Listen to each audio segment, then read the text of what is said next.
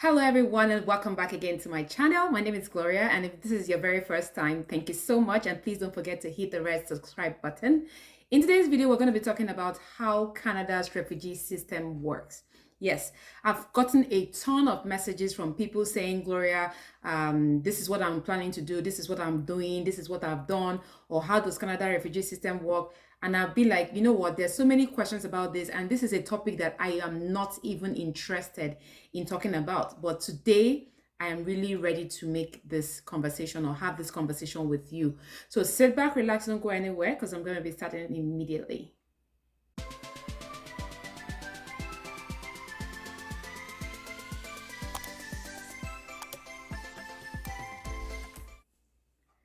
Welcome back. So there are a number of people who come to Canada because of maybe a conference, or they come on a visitor's visa, and they come on a work visa. Most times when they get to the airport, they just change their decision. They tell the officer that, yes, I have a visitor's visa, but I really want to seek asylum. They want to seek asylum. Yes, that's what they tell the officers. And then the officers push them to one corner and tell them that this person will take care of them and blah, blah, blah. I don't know the other things that happen at the airport, but that is what some people do. And I'm not here trying to discourage those who are coming for conferences, because this is what I want to tell you today. Many of them who come for these conferences, they make it difficult for people who are originally coming for conference. Yes, we know that there's some people that come for conferences here in Canada because there are different times of the year that they have these conferences, or they offer these conferences. People apply for visas to come and attend this conference. But many of them, by the time they get to the airport in Canada, they change their backs and say they're no longer going to the conference. They want to seek asylum, or they want to be a refugee in Canada. And they go through the process of being a refugee. While some who have genuine reasons, they want to come for the conference, they find it difficult to come for the conference because of what their predecessors have done. Because those ones said they are coming for a conference, and instead of them going to the conference, they end up, you know what, switching, that they are no longer interested in coming for the conference. They want to be a refugee. And this has caused a lot of problems for people who have genuine reasons for coming to Canada. Now, in this video, I wanted to go with so many things. One, the reason why they call it immigration refugees. And also, two, why you should understand the real reason of claiming refugee, why you should not do it, how it affects you as an individual, and going forward. So don't step aside from this video today. We're going to be talking about a lot of things, and you trust me, because I don't just give you information without facts. I'll be getting information from the Government of Canada website, which is the CIC website. That is where you get everything, information about immigration to Canada, visit, work, study, refugee, and all of that. So we'll be talking about how Canada's refugee system works here in this country. So first and foremost, you need to understand who is a refugee. You need to know who they are. They say refugees are people who have fled their countries because of a well-founded fear of persecution. They are not able to return home. They have seen or experienced many horrors. A refugee is different from an immigrant. That's one thing you need to understand. An immigrant is a person who chooses to settle permanently in another country. Refugees, on the other hand, are forced to flee their country. So we hear many people who just come to the airport, or who just come to Canada. Maybe they've come to school here, they've come to visit Canada or whatever thing, and then they now start saying they want to claim refugee. Excuse me. That's something that you need to think about before you claim a refugee. As we go along this video, you will get to understand the real reason why you should not do it if you're not fleeing from something in your own country. Now, there are two main parts of the refugee system. One is the refugee and humanitarian resettlement program for people who need protection from outside of Canada. That's one. Now, the second one, which most people would usually do, is the in-Canada asylum program for people making refugee protection claims from within Canada.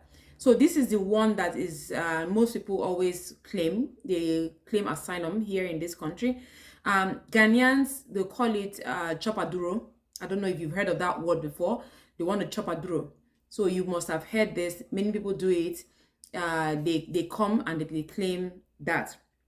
Now, in terms of the refugee and the humanitarian, for people who are outside of Canada, who are planning to come to Canada to seek refugee claim are, listen to this. They said refugees who come to Canada have left their homes, and in many cases they have had to live in refugee camps for many years. When they arrive in Canada, they have to start their lives all over again. So there are many people, war-torn areas, and people who have been claiming refugees in different places, who have been seeking asylum in different refugee camps. These are the ones that they are talking about. The United Nations Refugee Agency, which is the UNHCR, along with other private sponsors, they identify these refugees in order for them to be resettled in a different country like Canada. A person, listen to this carefully, a person cannot directly apply to Canada for resettlement. It has to come from this organization or the private sponsors. After you are identified, it always takes time to process their cases. So for these people who are coming from outside of Canada, we're told that it also takes time for their cases to be processed. Now, private sponsors across the country also help resettle refugees to Canada. Some do this on an ongoing basis.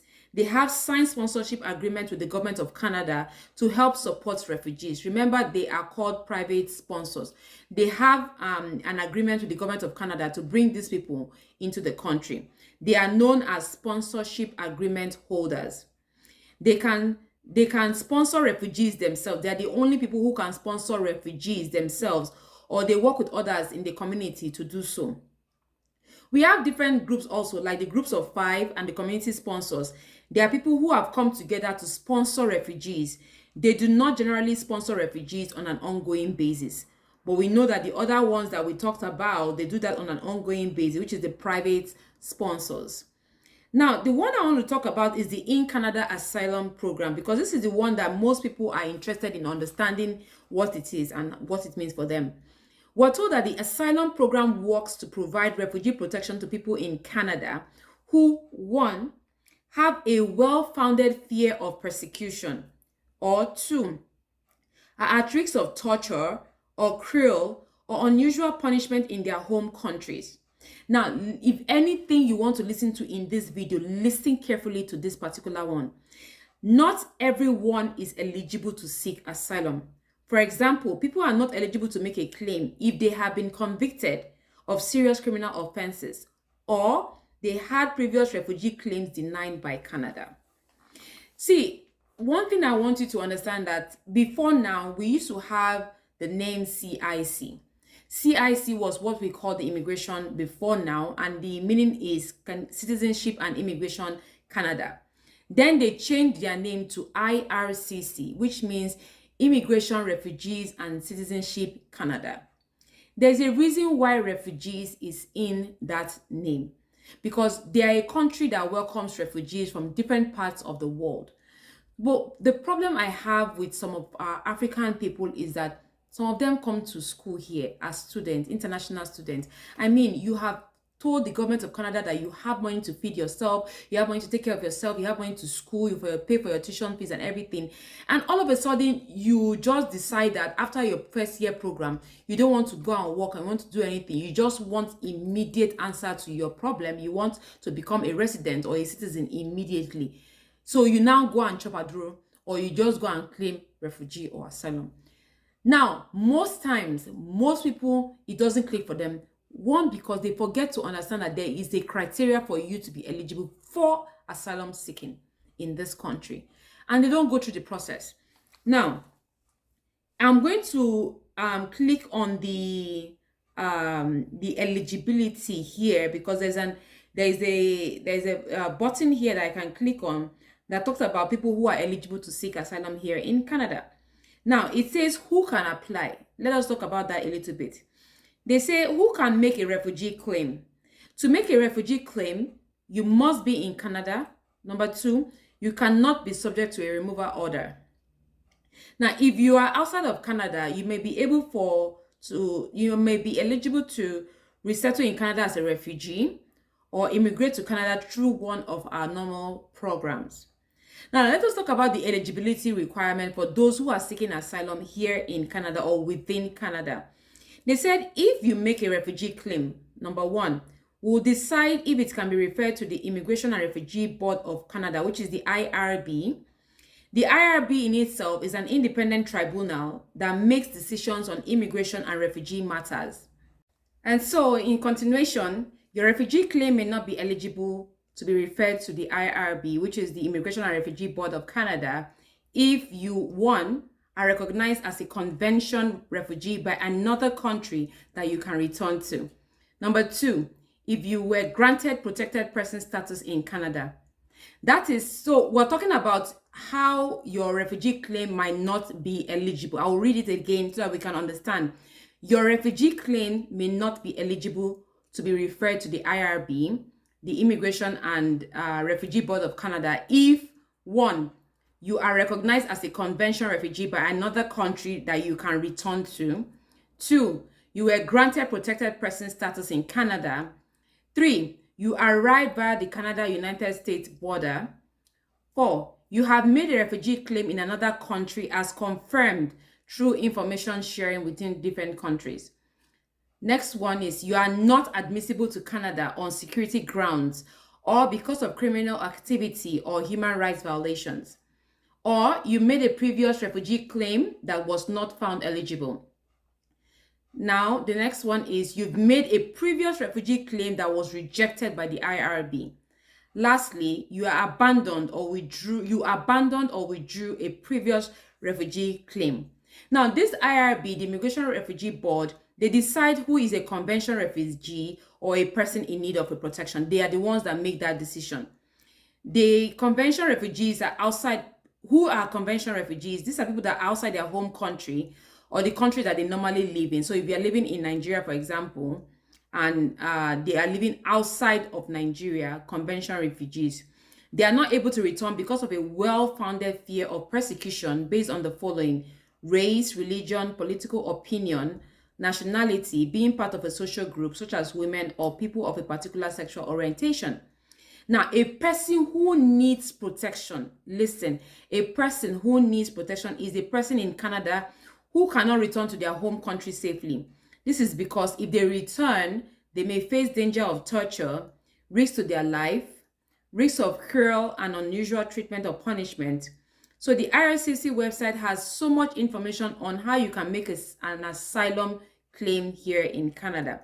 I will not talk too much about how you can make your application because how you can make your application is on the website as well. They said before you make a refugee claim, you have to answer a few questions. So the first question is, are you in Canada right now? If you say yes, it says, have you checked if you are eligible to make a refugee claim? If your answer is yes, you click on yes, and it tells you that you must be in Canada to make your refugee claim. You can make your claim in one of two ways: in person when you arrive at the Canada port of entry, or online when you are already in Canada. The information you share in your claim will help them to understand your background, your family, and why you want to make a refugee claim. When you make your claim, you can request a work permit at the same time.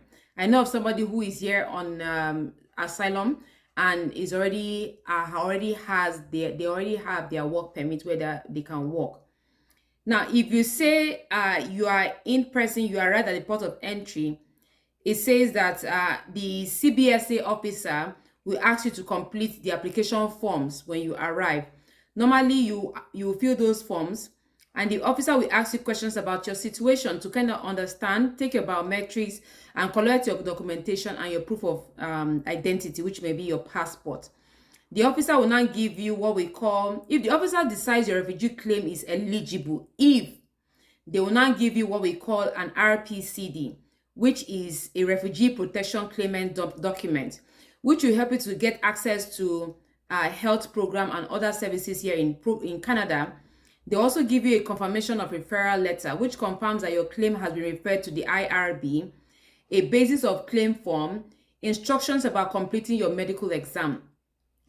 It says that you have about 15 calendar days to complete the basis of claim form and submit it to the IRB office. So there is so much information from the Government of Canada website. I got this information I'm sharing with you today, not from my head, but from the Government of Canada website, where they tell you everything that you need to know if you're thinking about claiming asylum here in Canada, or if you are from outside of Canada and you are looking for that refugee status, to how you can claim a refugee, All that information will be on the Government of Canada website. I am not here to come and discourage any one of you from coming to Canada as a refugee or anything. What I'm saying is that it doesn't make sense that after you told the government of Canada the truth that you want to come and visit or you want to come and study, and then you now decide that that is the time you want to switch and say no, you want to seek refugee. Or you're coming for a conference and before you know what's happening, you say no, and you now block the chances of those who have original intentions to come for a conference, or those who have intentions to come for a visitor's visa. The officers will now start checking and checking and checking and checking. You know, it doesn't make sense. Don't spoil chances of other people coming behind you.